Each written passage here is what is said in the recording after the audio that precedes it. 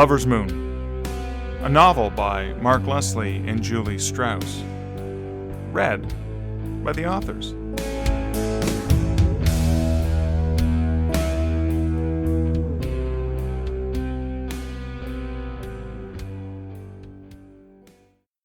Chapter 17.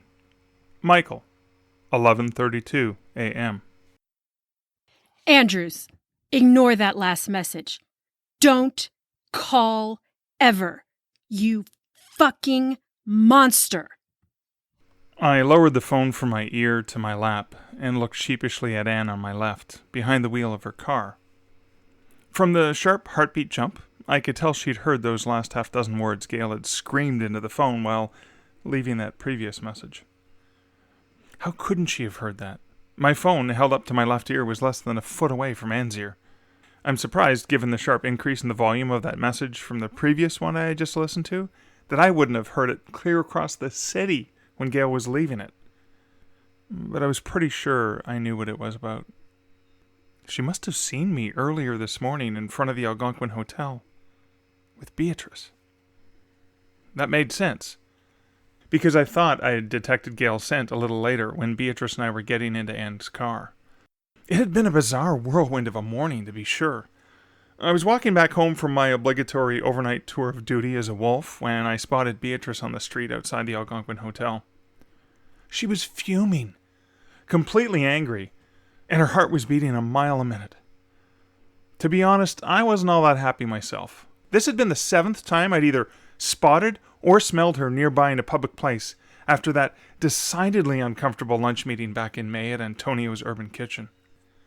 While being occasionally recognized in public was something I had started to experience, I had no idea how to deal with someone who seemed to be more of a stalker. The last time I actually saw Beatrice was at that July 4th picnic, and that had thrown me for a bit of a loop, likely because things with Gail and her brother Ben had already been tense. But I had picked up Beatrice's scent numerous other times over the past several months, mostly in public places. It wasn't like she had done anything like break into my apartment and boil my rabbit, and though it was a city of 8 million people and bumping into the same random person a handful of times wasn't likely, it also wasn't illegal. But here she was, outside my building. "There you are!" she yelled. "Beatrice, what are you doing here?" "Don't you, what are you doing here to me? Where the hell were you last night, Mikey?" Mikey? Where the hell had that come from? Her heartbeat was racing even more as her fury escalated. "You were with her again, weren't you? That floozy from the occult shop." "Stay the hell away from Gail," I yelled. "It's true then, I knew it. I've seen you out with her, but I kept telling myself it was because you were researching your new book, that you needed to be apart from me to work on the book. And all the time you'd been spending with her was because you were stuck and needed to know more about the occult. I let it go. I gave you the space you needed. But you're sleeping with her, aren't you?" I picked up the scent of a stranger a few meters behind me, homing in on the domestic scene taking place. "How could you? How fucking could you? After all that we have together, after the way I've dedicated my life to you, and patiently waited for you while you were finishing off this latest book." Glancing to my right, I spotted a pair of young women across the street who were also paying attention at the scene. One of them was holding up their cell phone as if taking a picture or filming us. "I love you, Michael, and I sacrificed being with you this whole past summer and now into the fall because I know the world needs your books, and I know that you love me so much that you can't possibly focus on your writing when I'm around, so I made that sacrifice for you, for the entire world, and now look what you've done." Oh man, this wasn't good. When she deceived Anne into that research dinner meeting, I knew she was a little obsessed with me, but she was living in a fantastical reality, some bizarre imaginary world where we were lovers. "Beatrice, listen, She threw herself at me. Normally, I'd be able to tell if someone was about to attack because of the telltale quick shift and increase in their heartbeat and the emotive scent that often came as adrenaline prepared them for a sudden strike. But I had no foresight of this. Beatrice's heartbeat was already racing, and the scent she was exuding was like a blinding flash of emotion to my nostrils. There was no predicting what she would do or say next. So she launched herself at me. It was an odd combination of an embrace and an assault. She slapped me hard in the side of the head with her right hand while her left hand came around my back to pull herself close to me. She then kissed me roughly on the lips, her tongue aggressively pushing against my clenched teeth, while both of her hands frantically danced along my back and buttocks, performing an odd fusion of erotic caressing and trying to tear my clothes from my body. She pulled away and looked up at me. "Prove you love me," she said. "Prove you need me. Prove you want me. Take me right here, right now. Fuck me on the street for everyone to see." She started to pull and tear at the front of her blouse with her right hand, and I reached out a hand over hers and stopped her. "No, don't do that, please." With her left hand, she pounded on my chest, then she pushed herself against me, pressing her lips to mine for a kiss. But this time, instead of kissing me, she bit into my bottom lip, securing a chunk of flesh between her incisors. She pulled away, her teeth and lips red with my blood. "Please, Beatrice, stop." I reached around Beatrice and pulled her close to me. I knew if I could hold her, keep her arms and face tight to me, she wouldn't be able to harm herself or me. "Mr. Andrews, do you need me to call the police?" The male voice came from Paul, the doorman at the hotel. "No, Paul, it's okay," I said. Beatrice didn't need to be put in jail, but she did need help. I was torn about how to resolve this situation. What could I do? Who could I call? "Oh, Michael. Oh, Mikey," Beatrice said, practically purring. "You're always about passion, aren't you? When you hold me in your arms, all is right with the world. I'm so glad I agreed to take that money from your assistant, Anne." Anne. That was it. Anne. My Agent Mac's assistant. She'd know what to do. She always knew what to do. I could always count on her. "Paul," I said, "can you please do me a huge favor? Can you go up to my room and grab my phone? It's on the charger on the nightstand beside my bed." "Sure thing, Mr. Andrews." "It was destiny for me to be in your arms, Michael. This is where I was meant to be." Beatrice kept alternating between platitudes of love and sobbing against my chest. And though her heart was still beating quickly, she wasn't acting violent and was relatively calm. I kept one arm locked around her, stroking the back of her head as gently as I could with the other, whispering comforting, non-committal words while waiting for Paul to return. "It's okay. It's all right. It's going to be okay. You're okay. It's all good, Beatrice. Everything's fine." At one point, I thought I could smell Gail's scent. It was faint, as if she had been in the vicinity recently, and I felt a flash of panic. I had told her I'd be out of town, visiting family in Canada, and here I was, plainly visible on the street. But I couldn't stop holding and comforting Beatrice and keeping her in this calm state until I could get help. That was just too risky. After Paul brought my phone down, I used my left hand to call Anne and told her to meet me here, that it was urgent, and I'd explain when she arrived. I did all that while still holding and comforting Beatrice with my right hand and arm. Fortunately, Anne lived just a few blocks away. It took less than 10 minutes for her to arrive. As expected, Anne was so comforting and knew exactly what to do, exactly what to say, to connect with Beatrice and keep her calm. We then managed to get Beatrice into Anne's car and drove her to New York Presbyterian Hospital, where we stayed for several hours until someone could see her and get her checked in. Fortunately, Anne had a contact there. She wasn't only the most motherly and compassionate person I'd ever met, but she was also an incredible problem solver. Despite her being so much younger than me, I looked up to her and relied on her advice. And, like this morning, her knowing the right thing to do. Which is what I needed as we were in her car and I just listened to that angry message from Gail. "Sorry," Anne said. "I couldn't help but overhear that last part of that voicemail. It was quite angry. In the voicemail she left me this morning, she sounded agitated and upset. What's going on? I thought things were progressing so well between you two." "They were. I thought they were. She's an incredible woman. Amazing. She's funny, smart, and engaging. I've never known anyone like Gail." "You really like her, don't you?" "Yes, I really do. She's special." "And she likes you?" "Yeah." "So what happened then?" "There's something about me. Something I've never told anyone. Nobody. Not a single person. Not even you, Anne. And I trust you more than I've ever trusted anyone. But I want to tell Gail about it. And I've had the chance a few times over the past few months. Only I kept it from her. I kept chickening out. I shook my head, looking down at my feet as the car waited at a red light at East 71st Street and 5th Avenue. Anne's reaction to what I was saying was nothing but pure concern. She wasn't the slightest bit jealous or focused on the fact I had a secret. She was worried about me and my well-being. It hadn't been the first time I'd marveled at her empathy. And I've had to lie to her multiple times. And one thing about Gail is that she's really perceptive, really bright. Nothing gets past her. And she has an intuition like nothing I've ever seen in it. I caught myself before saying the words, a normal person. In a woman before. This morning, I think she saw me in front of the hotel holding Beatrice, the way I was when you arrived. Trying to keep her calm. I know how that looks. That's easy enough to explain. It would be, except one of the lies I told Gail was that I was out of town. She thought I was back home in Ontario visiting with my family. That's what I told her. That's where she thought I was. Ah, Anne said. That explains the fury in her voice. She thought you were cheating on her. Exactly. She's been cheated on before, multiple times. That's not what your secret is it? Some sort of insatiable sex addiction of some kind? Anne gave off a thick layer of embarrassment of mentioning that. No, never. I could never do that to Gail. That's not the secret. Is it something that prevents you from being intimate with a woman?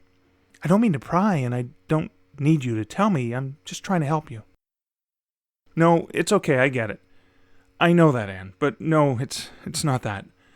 Well, yes, I mean, partially, and perhaps at first, but Gail and I have been intimate.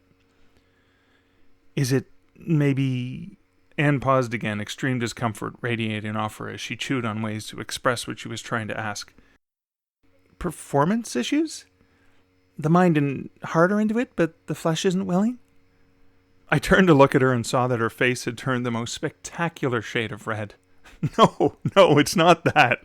It's definitely not that. Are you sure? It happens to men sometimes. It can happen to anyone. I can easily get you a prescription to help. God bless this woman. As uncomfortable as it was, all she ever wanted to do was help, regardless of her own discomfort or the awkwardness involved. Getting an erection is not a problem for me, I said. Lately, I seem to have the opposite problem. Anne laughed. Sorry, I didn't mean to suggest it, but I'm impressed with you, with what you said just now. What do you mean? You've never been one for confrontation, Michael.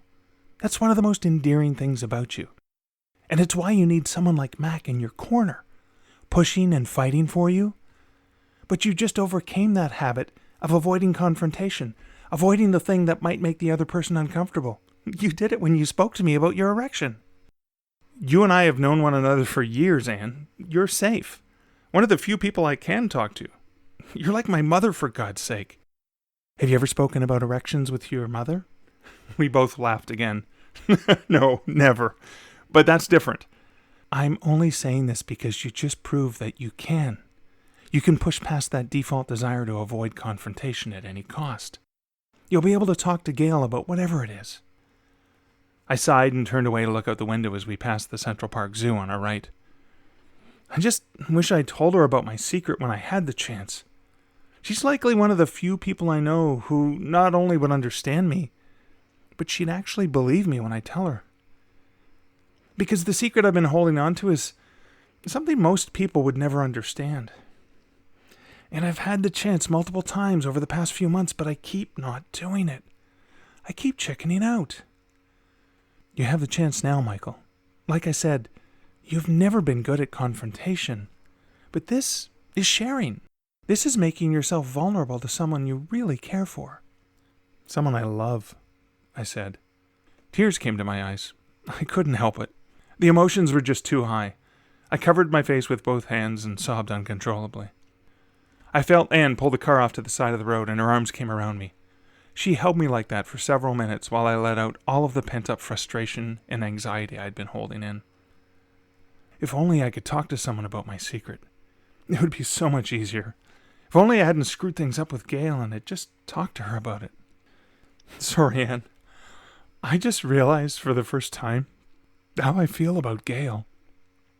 But it's too late now. I've lied for too long. I'll never make this work, and maybe it's for the best.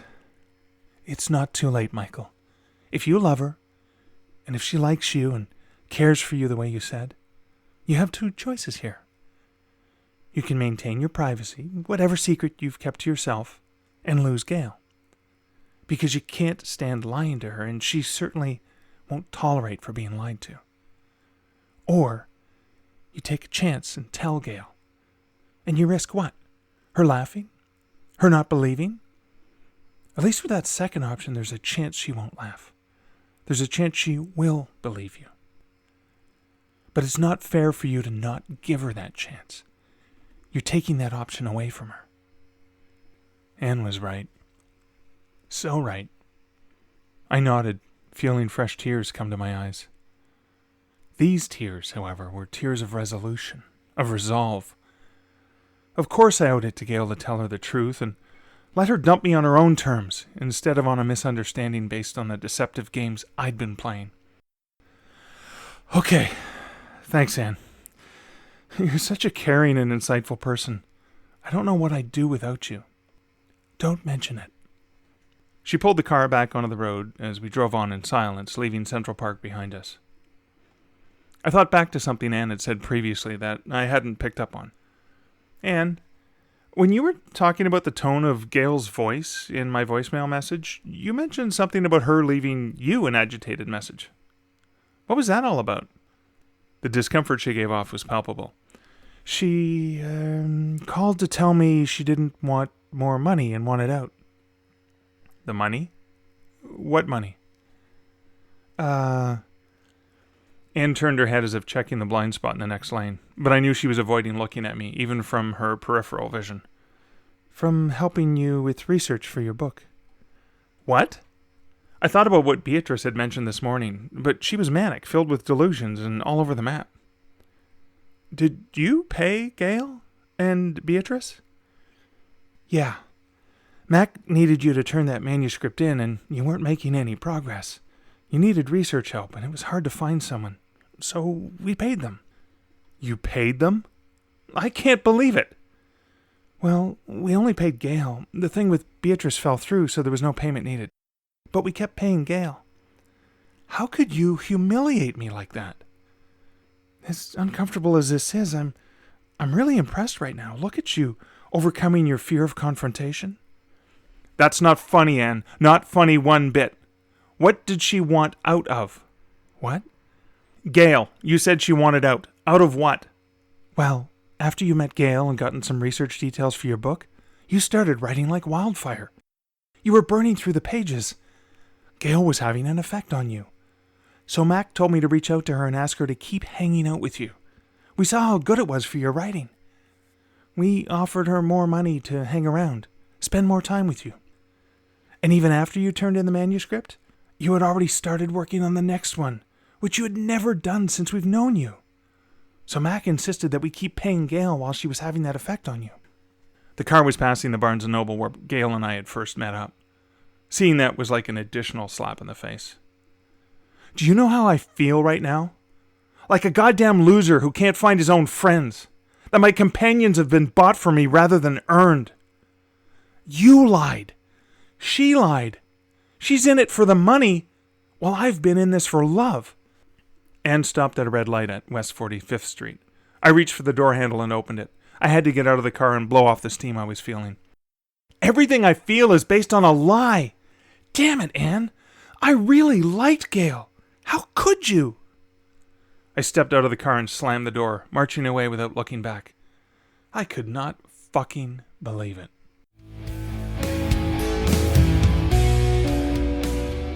You've been listening to Lover's Moon, a paranormal romantic comedy by Mark Leslie and Julie Strauss.